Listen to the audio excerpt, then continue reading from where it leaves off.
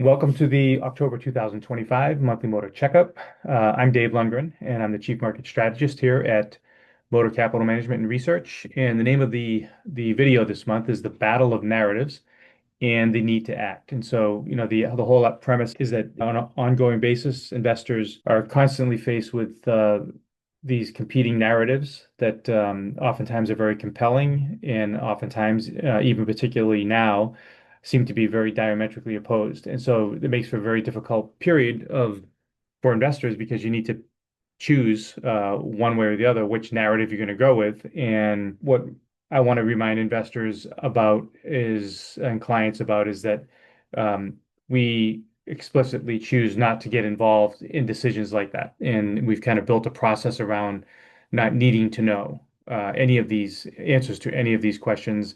And I've talked a lot about this in the past, but we'll walk through what that all means to us and how we're dealing with all of these conflicting messages that investors are grappling with each day here.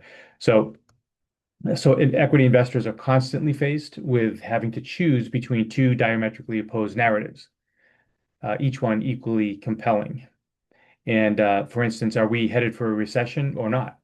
Is the dollar losing reserve status? That's a big one, or not? Are we on the brink of a sovereign debt crisis, even bigger, or not? And of particular interest these days, of course, are we in a bubble or not? What I find is that these questions they're largely unanswerable. And if we're being honest and being humble about this whole process, we don't know. We don't know the answer to any of these questions. And I always try to run in the other direction from those who are certain they know the answer to these questions. But the challenge is that not being able to answer these questions can lead to almost like paralysis in inaction, or when we do take action just based on our gut instinct as to what the answers are to these questions, we end up with bad decisions. And so, what I prefer to do is stick to questions that are very answerable in the present, such as, are most stocks in an uptrend or a downtrend? Is current leadership cyclical or defensive? Are stocks moving in the same direction as interest rates or the opposite? These are questions that we can answer. And having answered these questions, we can make decisions as to what to do about it. So the answers to these questions, and many more like them, are quantifiable, and they represent the market's answer to the aforementioned unanswerable questions, and many more like them. There are many questions that the market has answers to that we're not even asking, yet it's providing us with the answers anyways. And for that reason, what I like to do and what I've always done is just listen to the market because we actually don't know the fullness of what the message is that it's trying to convey to us, but we do know what it's doing. So we just do what it says and we find out why later or not. Let's take a look at what the message of the market is today and see if we can glean some actionable game plan from it. So, at a very high level, if the equity market was concerned about the many competing bearish narratives, would the S&P look like this? Probably not. Would the Russell 2000 look like this? Finally, breaking out of what has been essentially a bear market for small caps since it peaked back here in 2021. Finally, breaking out of this range after attempted effort to do so before it fell apart in early 2025. But now we're back to the highs and breaking out again. And if the market was concerned about what it sees on the horizon, would the Russell 2000 look like this? Probably not. Now, if you've been following the research and the videos and everything else we're doing here at Motor, you'll know that we also have a very important chart that we watch on a very regular basis, and that is what the average stock is doing. And what we can see, once again, is that this is the 2021 peak, and this is where the average stock is in relation to it. So the average stock still is in a bear market, despite what the S&P and even the Russell 2000 is saying. The average stock, as represented by the value line geometric average, which to me is the sole remaining solid, reliable measure of breadth in the market, it's still struggling. And if you look at there's many different charts that I can point to show this, but we can see why the Russell 2000 and the average stock has been struggling over the past several years here as I just showed you, since 2021. And what we're looking at here is the Purchasing Managers Index, which is a very robust measure of economic activity. and simply the 1 year rate of change of the Russell 2000 overlaid on top of each other. Now, clearly, they're not the same exact line, but they certainly do rhyme. And I think this is a pretty well understood thesis. This overlay between the rate of change of equities and the PMI index, and you're just seeing it come to life here as I'm showing it to you. But what kind of makes sense in this picture is that if you look at the 50 line on the ISM, which is generally speaking is above the 50 indication, rising above 50 indicates uh, expanding economic activity, non-recessionary environment, but rising above there is expanding, falling above there is contracting, but still non-recessionary activity, and then below that is recessionary activity contracting, and below that, but rising is still recessionary activity, but it's getting less bad, if you will. And what we can see here is that since 2021, the ISM, oh, excuse me, the PMI has been below 50 since it peaked in 2021. So it's not a mystery as to why most stocks have not been doing well. And again, these prolonged periods of inactivity in the stock market, they don't just happen in a vacuum. They happen for a very concrete reason, and we can see at least vis-a-vis one lens why the broad market has been struggling. What the message that I've been trying to convey in the research, however, is that this whole environment has been more selective than bearish. And I think it's important to remember that if you just think about the history of equities, unless you have a really strong, compelling reason to be bearish, you just shouldn't be bearish. It doesn't mean you need to be bullish, but you shouldn't be bearishly positioned because unless you have concrete reason to be bearish, even in a neutral environment, which we've basically been in for the last 3 years, there are plenty of ideas to be long. And I think that's the lesson learned from all of us over the past 3 years. And so I would just argue that it's been more selective than bearish. And again, there have been bearish moments. Recall that we did get bearish in early 2025, and we actually had short exposure on for the first time since 2023. So it's not that we won't be bearish. It's just that unless you have a compelling reason to be, you should not be positioned bearishly. And again, just stressing that it's since 2022, 2023, really, it's been more about being selective than being bearish. Um, so this table kind of brings that to life. And I think when you look at this table, what we're doing is we're just looking at the top motor industries. There are about 180 motor industries, and these are the top industries ranked by very short-term momentum. So this is, basically 1 to 3 month momentum weighted in a certain way. And we're just basically sorting best to least best because they're all good. These are all leadership industries. And what should jump out at you on this table is that uh, it's very pro-cyclical and it's also very new era. Recall that all these industries that are colored in blue are the industries that I highlighted a few months ago, suggesting that if we are on the brink of going into a new era concentrated bubble, which again, that's a thesis, we don't want to get married to that, and I'll talk more about that in a moment. But if we are indeed doing that, then these are the kinds of industries that we should see trickle up to the top of this ranking. And when you look at it today, it looks like half of them, at least approximately, are from that new era type of leadership. So this is, again, if the market was really concerned about the future prospects of the market, would this be the leadership? Probably not. Now, on the one hand, this looks very constructive, and I think you just kind of let that set in that this is what the leadership looks like. And I'm going to show you some charts in the moment that kind of counter this a bit to kind of like, maybe bring some reserve into your bullishness. But at the end of the day, this is what the leadership is. And regardless of what the rest of the market looks like, as long as the leadership looks like this, it's pretty hard to be bearish. And there's when you look at the very short-term momentum score, it's important to know, like for instance, this is the best ranked motor industry, the quantum industry. It's ranked number one in the very short term, and then across the long term, medium term, and short term, it's right up there at the top. And when you weight all of that, you get an overall momentum score of 1. And so obviously very strong. So the question is how strong? Well, how do you know how strong that reading is just by other than just looking at the absolute level? And what we're doing over here is we're looking at what we call momentum participation. So you can take momentum, the momentum score, and you can put it into quartiles. And then you can say, well, in this industry, what percentage of this industry is in the top quartile of very short-term momentum? And you can see here that it's 89% and only 11% are in the bottom quartile. So this is the leadership industry, and most stocks in that industry are fully participating. They're in the top quartile.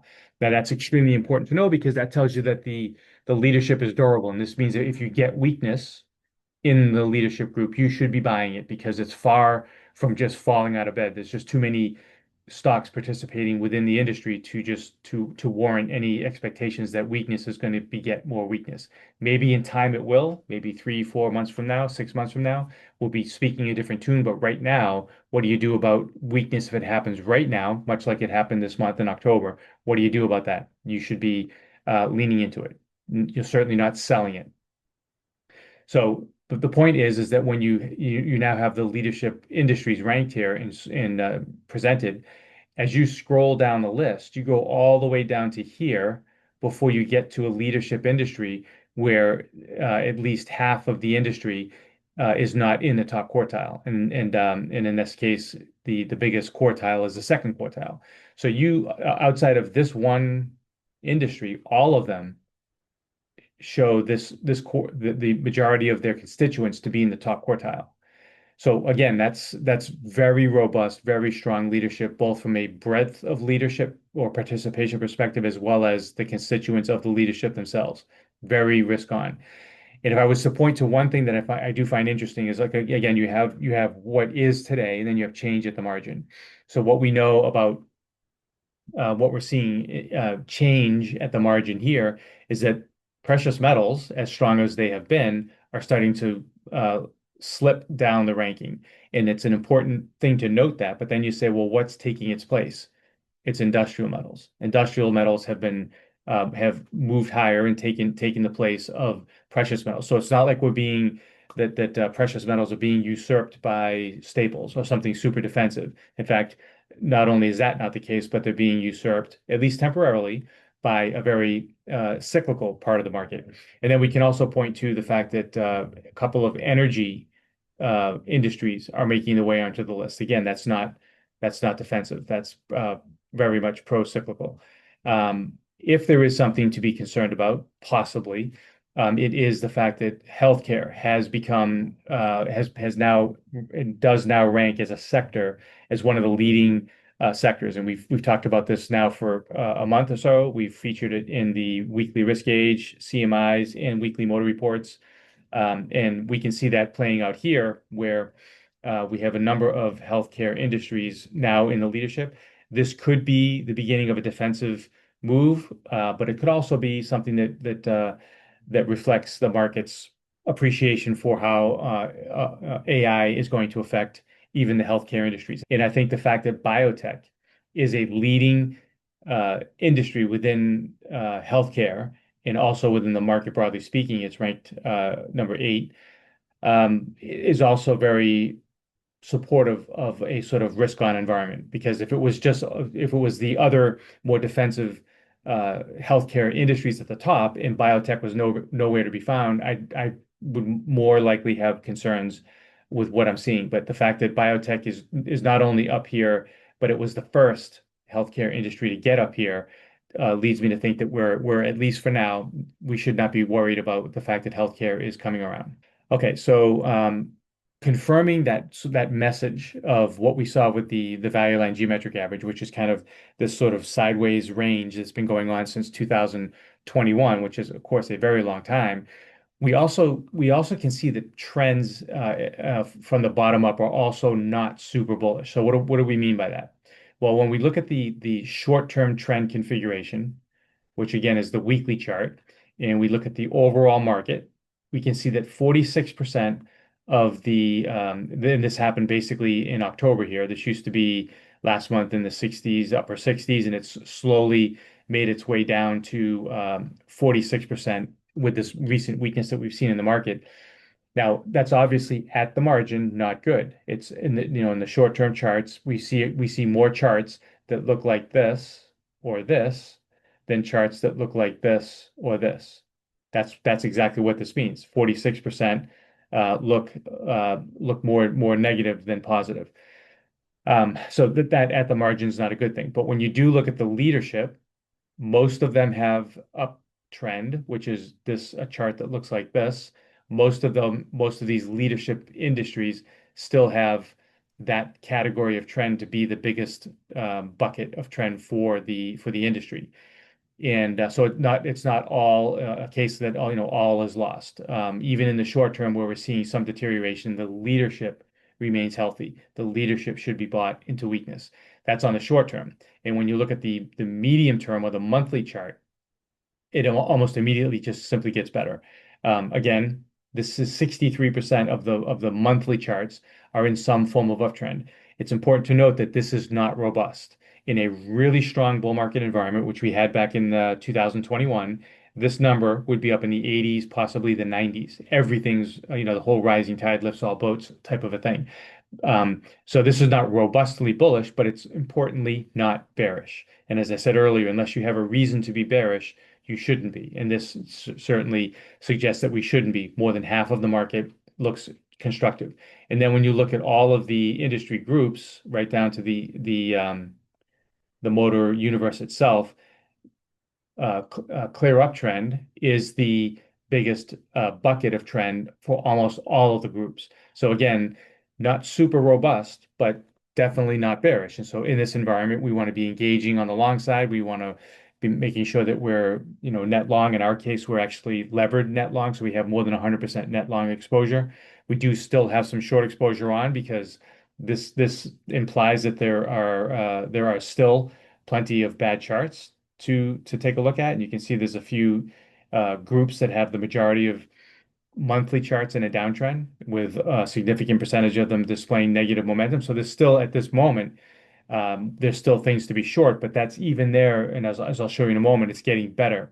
We're almost to the point where we want to have no short exposure. But the key takeaway here is that it's while it's granted not super bullish, it's not bearish, and so you should just be engaging with the leadership as we described it and presented here. So this is the risk gauge as of last month, and if you recall, the risk gauge was hovering just below risk on, and this is what we call green green, meaning that it was very close to ticking up. And this background here is green, but the font is black, which means that it's biased towards tipping up, but it's not super close. And in that moment, at the very same time, we had the short term risk gauge, which was red red, which means that it's biased towards ticking down. And the fact that the background is also red indicated that it was very close to ticking down. But once again, the main takeaway then was that we were in the top half of mixed. This is not bearish. If we get weakness, which of course we did in October, you want to be buying it, leaning into it, certainly not shorting it, not getting defensive. And when you look at this gauge from a cap weighted perspective, it was at the margin just a bit better, but slightly more biased towards ticking down. That's how we sort of ended the month last month. And now we know what happened as the month unfolded. We got, as I just showed you, the short-term trend kind of took a bit of a beating here. With that happening, the short-term risk gauge did decline to 6, but almost like ships passing in the night, while this ship was headed in this direction, what we can see is that the medium-term and long-term gauges have ticked up to 3. And in fact, this one is green green, indicating that it's biased towards ticking up even further. So how can this be? How can this be ticking down while these are ticking up? Well, the whole notion and the reason we do the risk gauge is, remember the risk gauge is based on the interaction of 5 inviolable trend following principles. Only one of which is trend. There's momentum and others that are in this indicator in this gauge, but they're all based on these inviolable things that must be true for a bear market to happen, things that must be true for a bull market to happen. And if we're doing this across 2,500 charts, across 5 inputs across 3 time frames, it's virtually impossible for a human eye to catch all the nuances that kind of drive those relationships. And that's why we have the risk agent. So what this is picking up on is important nuances that suggest that at the margin in these key longer term timeframes, things are getting better. That's what it's telling us. These are likely relationships that would not have been detectable if we were just reviewing thousands of charts, which we do anyways. We review thousands of charts every week and certainly every month.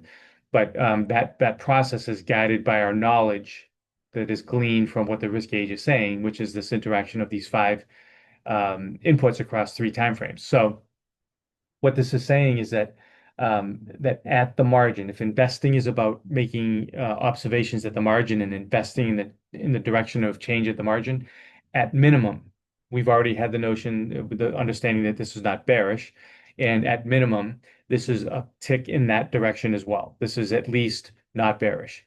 Possibly, this could ultimately resolve bullishly. Remember that these time frames. This is the quarterly time frame. This is the monthly time frame. So these readings are not officially in risk on until the month closes here and until the quarter closes here. Now, this is important to note, especially these days, because although we haven't had readings up here like this simultaneously since 2021, what we do know is that they did get up here individually from time to time, and by the end of the period managed to downtick, which is a byproduct of the environment we've been in. But the whole point was that we've been very close, kind of hovering in here for a couple of years, telling us once again that it's not bearish, and just kind of waiting for the market to pick a side. But while we're waiting, uh, we're leaning towards a bullish view, certainly willing to turn bearish as we did in the beginning of 2025. We were actually up in April. And we'll definitely certainly be willing to turn bearish should the data point in that direction again. But as it stands right now, we just don't see it. So all these narratives coming together, pushing and pulling on our heartstrings, trying to get us to think that all these super bullish things or super bearish things are in the near future. These are things that are impossible to know. So we just try to focus on this type of a process, let the market answer those questions for us, as well as answer questions that we don't even know it's answering, and just go with the data as it stands, and we'll find out why. We'll find out why later. So, in summary, admittedly, we would sound smarter if we had a comprehensive narrative to go along with our levered long positioning, but we don't need one, and most importantly, we don't want one. When the market changes its mind, we want to be able to change with it. And embracing a narrative today will only make it harder to change when the time comes to change. So if we did have a narrative today, if we were to identify one, or we were to say that we did have one, which again we don't, if we were to say we did, it would be that we are in some sort of a hype phase of a new era bubble. But that is only because that is what the data says today, and so that is what we say. Now, that thesis or that narrative will either play out or it won't. But the point is that the what that future outcome is not knowable today. But even if we did know what the future was, we wouldn't change our positioning at all because the data says to be positioned the way we are. And this could either unfold into a super robust bull market or just end up being the hype phase of a new era bubble. It doesn't matter. We wouldn't change our positioning either way because we're long leading stocks and leading industries. And for now, we're also short lagging stocks and lagging industries. And we will continue with that until we see something change at the margin. And of course, our whole process is about monitoring for that change and one way or another, completely unbiased, trying to just identify what the change is as opposed to predict it and fight it if we see it. If we see something we don't like, it's just identify the change and embrace it. And as always, of course, we'll report our findings here in the monthly video update as well as throughout our weekly reports. But for now, conditions lean bullish. And we continue to reflect attractive setups from leadership industries in the new swing trade portal. So this is a new page on the website. You'll find it on the home page under ideas. And if you haven't checked it out of late, please do take a look at it. We've been very active introducing several swing trading ideas. across different sectors and industries, and even some ETFs, as well as some short ideas as well. So as long as the conditions continue to be supportive of swing trading on the long side, this is where we will remain very active in the swing trade portal. And so I encourage you to check that out as well. So for now, thanks so much for watching. If you have any questions, please feel free to reach out to me at any time at the email you see here below, and look forward to presenting next month.